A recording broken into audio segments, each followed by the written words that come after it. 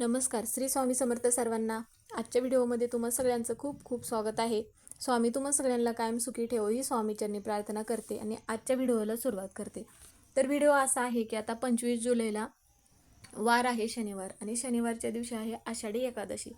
आषाढी एकादशी ही वर्षातून एक वेळा येणारी एकादशी आहे. तर आषाढी एकादशीच्या दिवशी आपल्या घरामध्ये पैसा टिकून राहावा किंवा घरामध्ये लक्ष्मी स्थिर राहावी म्हणून आपण बरेच सेवा उपाय करत असतो. आपण इतर दिवशी पण काही सेवा उपाय करत असतो, पण त्याचं फळ जेवढं मिळत नाही तेवढं मग जे विशेष दिवस असतात, अमावस्या असेल, पौर्णिमा असेल, एकादशी असेल, त्या दिवशी जर आपण काही सेवा उपाय केले तर त्याचं फळ आपल्याला नक्की मिळत असतं.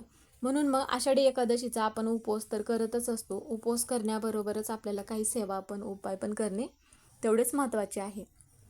तर आपल्याला काय करायचं आहे, आषाढी एकादशीच्या दिवशी 11 दिव्यांचा प्रभावी उपाय करायचा आहे. तर हा उपाय घरामध्ये केल्यामुळे काय होतं की घरामध्ये पैसा टिकून राहतो.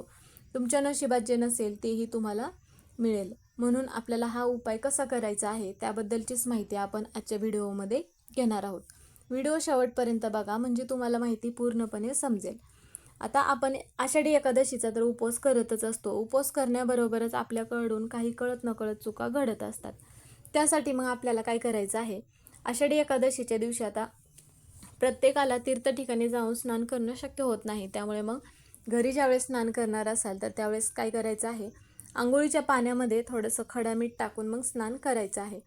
किंवा मग तुम्ही त्यासाठी काय करता येईल की घरातील म्हणा किंवा त्या व्यक्तीतील नकारात्मकता दूर होते. घरामध्ये लहान असतील किंवा मोठे मुलं असतील किंवा इतर व्यक्ती असतील, सगळ्यांसाठी तुम्ही हा उपाय करू शकता. त्याचबरोबर हळद पण टाकायची आहे. जर तुमच्याकडे आता ज्या गोष्टी मी सांगणार आहे त्यापैकी कोणतीही एखादी वस्तू असेल तर त्यापैकी एखादी वस्तू टाकला तरीही चालेल. तुम्ही हळद पण टाकू शकता किंवा 2 थेंब गंगाजल टाकू शकता. आता प्रत्येकजण काय करतात की जिथे कुठे मंदिर असेल किंवा जवळपास तीर्थक्षेत्र असेल तर तिथे जाऊन मग स्नान करत असतात. आता बऱ्यापैकी वारकरी लोक म्हणा किंवा बऱ्यापैकी लोक म्हणा की पंढरपूरला जात असतात. तिथे मोठ्या उत्साहाने यात्रा भरली जाते. मग तिथे गेल्यानंतर मग त्यांचं तीर्थस्नान होत असतं. पण आता घरी असणाऱ्यांसाठी तीर्थस्नान करण्यासाठी हे असे आपण उपाय करू शकता. त्यानंतर मग काय करायचं आहे, आपल्याला थोडेसे काळे तीळ पण तुम्ही त्यामध्ये टाकून स्नान करू शकता. त्याचबरोबर आवळ्याचा रस असेल तुमच्याकडे तर आवळ्याचा रस पण टाकलात तरीही चालेल. किंवा तुळशीची काडी असेल तर तुळशीची काडी तुम्ही टाकू शकता. पण ती तुळशीची जी काडी आहे किंवा तुळशीचं पान जर तुम्ही टाकणार असाल तर खाली पडलेलं असेल तरच घ्यायचं आहे. एकादशीच्या दिवशी तुळशी मातेला चुकूनही स्पर्श करायचा नाही किंवा तुळशीपत्र चुकूनही तोडायचं नाही. तुमच्याकडे दूध असेल तर तुम्ही दूध पण टाकलात तरीही चालेल. आता ह्या ज्या गोष्टी आहेत तर ह्या सगळ्या गोष्टी जर तुम्ही टाकलात तर त्या व्यक्तीतील नकारात्मकता दूर होते. त्या व्यक्तीची मग प्रगती होण्यासाठी मदत होत असते आणि प्रत्येक व्यक्तीला मग तीर्थ ठिकाणी स्नान केल्याचं पण पुण्य हे मिळत असतं. आता आषाढी एकादशीच्या दिवशी प्रत्येक घरामध्ये म्हणा मंदिरामध्ये सगळीकडे पूजा केली जाते. त्याचबरोबर आपण विष्णू सहस्त्रनाम म्हणत असतो किंवा विठ्ठलाचा एखादा मंत्र असेल, स्तोत्र असेल किंवा विठ्ठलाचा गजर हा प्रत्येक घराघरामध्ये केला जातो. आता महाराष्ट्रामध्ये कार्तिकी आषाढी एकादशीला पंढरपूरमध्ये विठ्ठल मंदिरामध्ये भव्य तीर्थयात्रा जी आहे तर ती भरत असते. हे तर सगळ्यांना माहितीच आहे. त्यासाठी मग जे विठ्ठलाचे भक्त आहेत किंवा वारकरी संप्रदायात आहेत तर ते प्रत्येक राज्यातून म्हणा पायी प्रवास हे करत असतात. आता महाराष्ट्रामध्ये हा जो उत्सव आहे तर खूप मोठ्या उत्साहाने साजरा होत असतो. हे तर सगळ्यांना माहितीच आहे. तर त्याचप्रमाणे आपल्याला अशा ज्या काही सेवा आहेत त्या सेवा करण्याबरोबरच आपल्याला घरी पण एक उपाय करायचा आहे. तर तो काय करायचा आहे, आता एकादशीच्या दिवशी आता हा जो उपाय आहे तर हा उपाय आपल्याला संध्याकाळीच करायचा आहे. म्हणजेच की 11 दिवे जो लावणार आहे आपण तो. धनप्राप्तीसाठी हा उपाय आपल्याला करायचा आहे.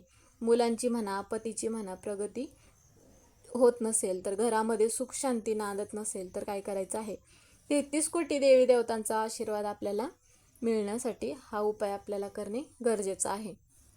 त्यासाठी मग आपल्याला काय करायचं आहे, थोडंसं कणिक मळून घ्यायचं आहे. आता हे कणिक आपल्याला गव्हाचं घ्यायचं आहे आणि त्यामध्ये काय करायचं आहे, ज्यावेळेस आपण कणिक मळून घेणार असेल तर त्यामध्ये 1 चमचा भरून हळद टाकायची आहे. कारण की हळद जी आहे तर ती माता लक्ष्मीला अत्यंत प्रिय आहे. जर तुमच्याकडे हळद नसेल तर मग ही जी पूजा आहे तर ती ही पूजा पूर्ण होत नसते. म्हणून मग आवर्जून तुम्ही दिवे बनवत असताना ज्यावेळेस कणिक मळणार आहात त्यावेळेस मग हळद टाकायची आहे. त्यानंतर मग कणिक मळून झाल्यानंतर त्या कणकेचे आपल्याला 11 दिवे बनवायचे आहेत. आता दिवे तुम्ही कशा पद्धतीने बनवायचे आहे तर आता तुम्हाला फोटोमध्ये दिसतच असतील अशा पद्धतीने तुम्ही दिवे पण बनवू शकता.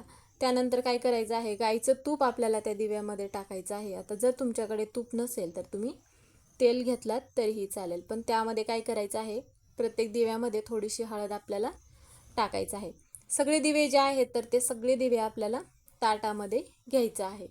आता हे दिवे आपल्याला किती बनवायचे आहेत तर ते 11 दिवे तुम्ही बनवू शकता. ताटामध्ये घ्यायचे आहेत संपूर्ण दिवे. ताटामध्ये घेतल्यानंतर देवघरापुढे आपल्याला बसायचं आहे. आता हा जो उपाय आहे, ही जी सेवा आहे तर संध्याकाळचंच आपल्याला करायचं आहे. संध्याकाळी माता लक्ष्मी येण्याची वेळ असते, त्यामुळे संध्याकाळी दिवे लागण्याच्या वेळेस करू शकता तुम्ही. सगळ्यात अगोदर काय करायचं आहे, देवघरामधला जो आपला दिवा असतो तर तो दिवा काय करायचा आहे, तो दिवा घ्यायचा आहे. धूप लावायचा आहे, दिवे प्रज्वलित करून घ्यायचा आहे. दिव्यामध्ये एक लवंग टाकायचा आहे आणि जे आपण दिवे प्रज्वलित केले आहे तर त्या दिव्याने आपल्याला काय करायचं आहे, भगवान विष्णूंना ओवाळायचं आहे. आता जर तुमच्याकडे भगवान विष्णूंची मूर्ती म्हणा फोटो नसेल तर तुम्ही विठ्ठल आणि रुक्मिणीला पण ओवाळू शकता, किंवा मग बाळकृष्णांना ओवाळू शकता, किंवा श्री स्वामी समर्थ यांची मूर्ती म्हणा फोटो म्हणा असेल तर यापैकी कोणत्याही फोटोला मूर्तीला तुम्ही ओवाळू शकता.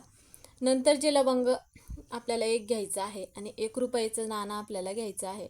आणि हे जे सगळे दिवे आहेत तर हे सगळे दिवे घेऊन आपल्याला तुळशीजवळ जायचं आहे, म्हणजेच की तुळशी वृंदावन जिथे असेल तिथे जायचं आहे. आणि हा जो दिवा आहे तर हा दिवा आपल्याला एक तुळशीजवळ लावायचा आहे. त्यासाठी तुम्ही मग एखादी मातीची पंती घेतलात तरीही चालेल. आणि या जे दिव्याची दिशा आहे तर या दिव्याची दिशा आपल्याला कोणत्या दिशेला करायचं आहे तर ते उत्तरेकडे ही दिशा आपल्याला करायचं आहे, कारण की उत्तर दिशा ही माता लक्ष्मीची दिशा मानली जाते, हे तर सगळ्यांना माहितीच आहे. आणि 11 दिव्यांचे जे ताट आहे तर ते आपल्याला तुळशीला, म्हणजेच की तुळशी मातेजवळ आपल्याला हे ताट हातात घेऊन 11 प्रदक्षिणा घालायच्या आहेत.